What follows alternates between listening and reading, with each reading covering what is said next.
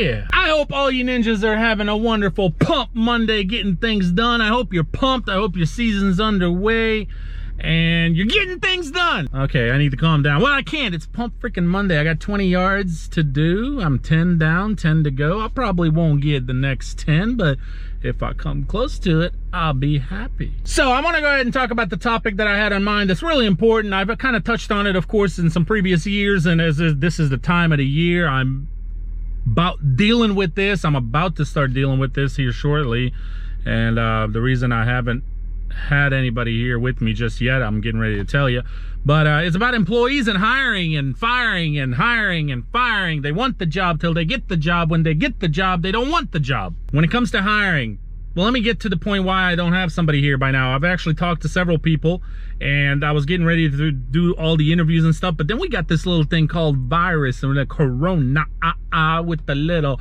you know, sprinkle of,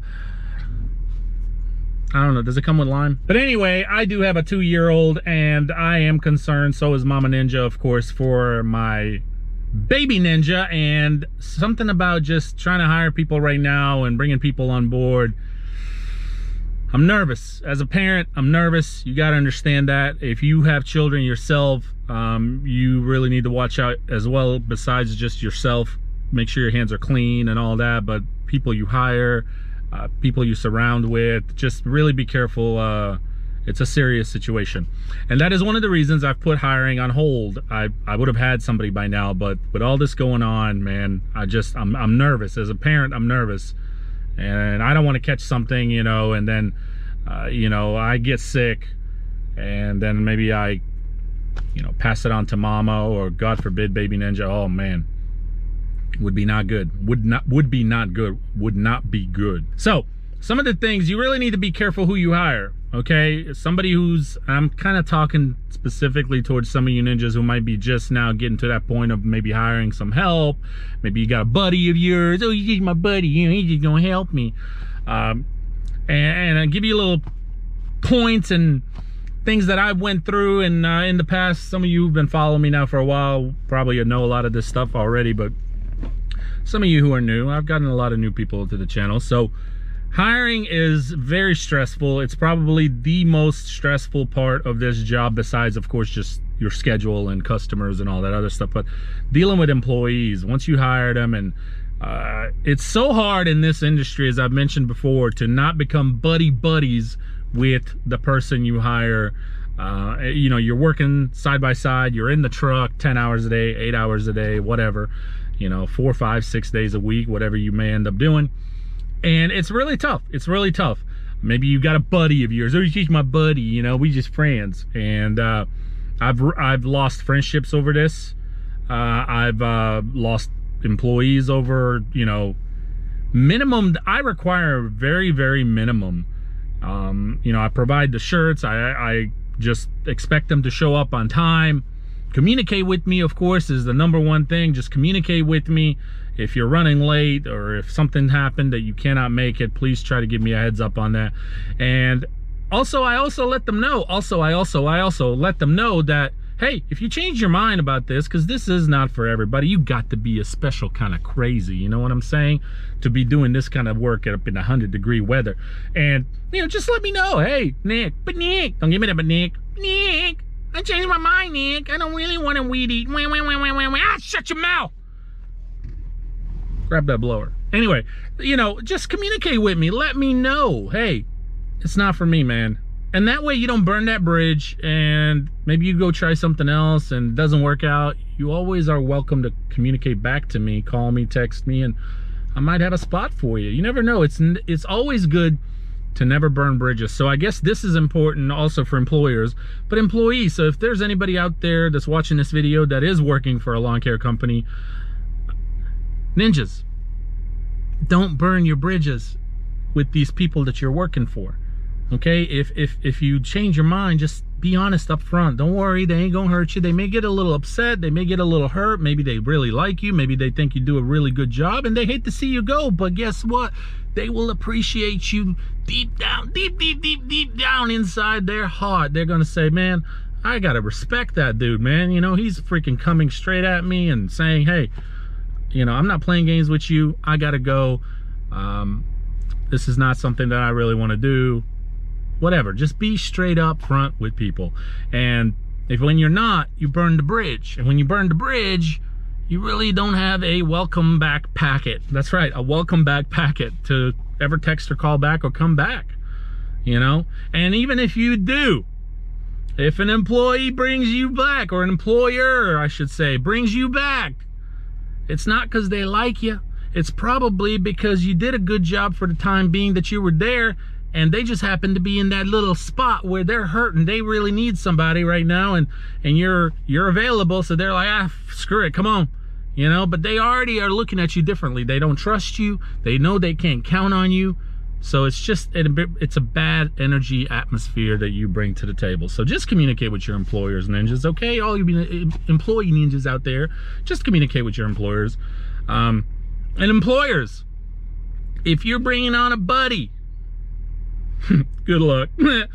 Seriously, it's so hard to transition that whole buddy thing to a, hey, you know, I pay you, you work for me, I need this stuff done, let's go. And when you're too friendly with people, especially, like I said, a friend or a buddy or whatever, it's really hard. You know, you're good friends, you don't want to ruin that, but your friendship will eventually get ruined because of the work. I've had a lot of good friends working for me in the past, and our friendship has gone down the drain because I ended up bringing him on board thinking, it's my buddy, he gonna help me, he ain't gonna do me wrong. And then it doesn't work out. And then, of course, the friendship is not going to be the same. We can't be friends because you screwed me out on the job, or, you know, you left me hanging out here all by myself. You know what I'm saying? You see what I'm saying, ninjas? Of course you see what I'm saying. So, it's my advice to you would be steer clear from buddies. Okay, that's just and I'm speaking from experience. That's just me. And maybe some of you have really good friends who'll work out for you. Cool, whoops, great, that's awesome. But in my opinion, my experiences and what I've gone through in the past, steer clear from buddies. I want to trust people, you know, that I bring on board. I do. But, you know, I've learned from experiences from the past. So one of the biggest things that I'm changing right now from the past is I used to just trust people and respect them immediately because that's just the person that I am. If you were to ask me what is the hardest part of running a business, I would say dealing with employees. That's it. Out of these last 10 years of my business, that has been my #1 struggle. I've had all kinds of crazy things happen to me. I've had crazy customers. I've had crazy equipment, you know. I've had some crazy yards even. But I've figured it all out. I've somehow always been able to figure it out. You know, when you're an entrepreneur, when you're self-employed, you just figure things out. But when it comes to employees, that is one thing that's kicked my butt. Okay, and I admit that. And I've made mistakes too. I'm not going to sit here and say I've not made a single mistake. I'm coming to you from a man who has made mistakes. Okay, that's how I'm coming at you right now. I have made mistakes, but I am looking back on them, and I am changing things. So hopefully with this virus calming down and stuff, I will have somebody, because yards are picking up, things are picking up. I'm not going to be able to go year-round solo like I did towards the end of last year. That was a choice. I chose to go solo. I just got tired of hiring and firing, you know, but that is expected too, by the way. So expect to hire and fire. Expect them to, you know, die hard for trying to get this job. Like, I got experience, I'll stay long, you know, I'll never complain, I'll, you know, everything. But when they come out here and they actually get the position, story changes. So be ready for that. Be ready, and don't be afraid to fire somebody or just politely say, you know, hey, this is not going to work out. I'm sorry. You know, you're not what I'm looking for. Or you're not what you told me you are. You know, I've had people, ninjas, lying to me. I've had people say, you know, I got experience, I got this, I got that, and then I bring them out here and they have no freaking clue what they're doing. You know, they're breaking a sweat over here just trying to start a weed eater. So, you know, you're gonna expect that too. So it's really important to have a system made of interviewing, asking questions. Look, if you can't just freaking bring somebody on board by over a phone call conversation, you need to have, are you a legitimate business ninja? Or are you just your, I don't know, you know, doing this for just a little side gig? If you're a legitimate business, then you need to have a legitimate application and a packet. And what's the packet, Nick? Tell us about the packet. But Nick, don't give me that, but Nick, a lot of you should know what the packet is by now. The packet is where it has all kinds of policy and rules and things that you expect out of them. You know, so that way they can't come back at you and say later, well, you didn't tell me that. Well, it's in the packet.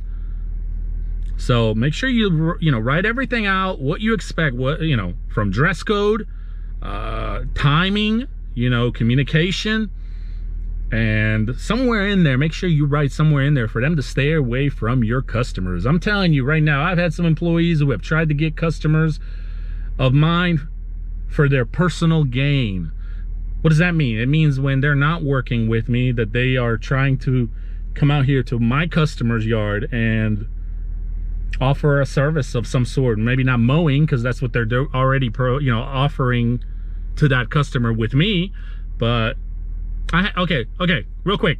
I had a guy literally, and this is just one example. I could sit here for another 30 minutes to tell you different stories and different examples with different people. But one guy literally walked up to me, walked up to my customer with me as I'm getting the payment and just chit-chatting, talking to her, you know, like, hey, how are you? How's it going? How was the pancakes this morning? Anyway, but he walks up to me and her and says, hey, how are you? Good to meet you. And I'm over here looking like, Ninja? What is wrong with you? I already given him that look, and I'm hoping with my look he's gonna get it. Like, beat it.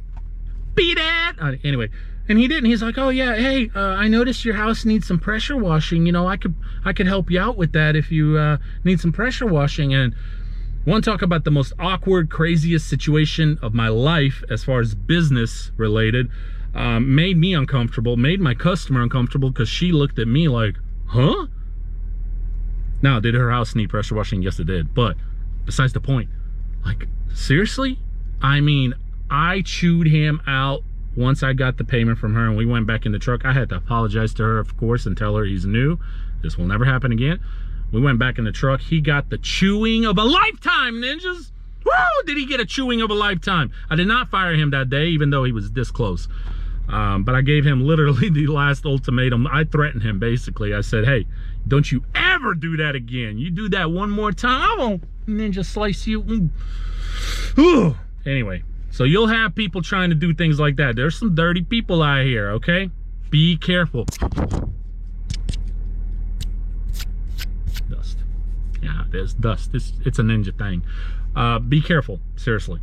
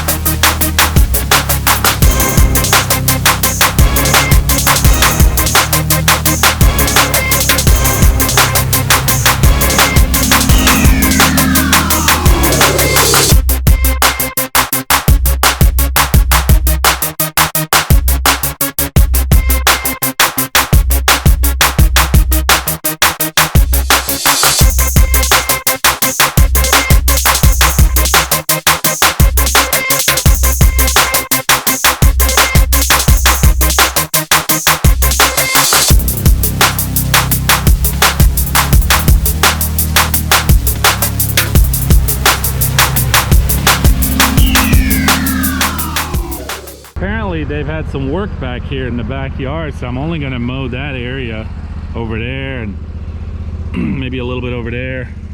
I'm not even going to worry about this. I'll just weed eat it.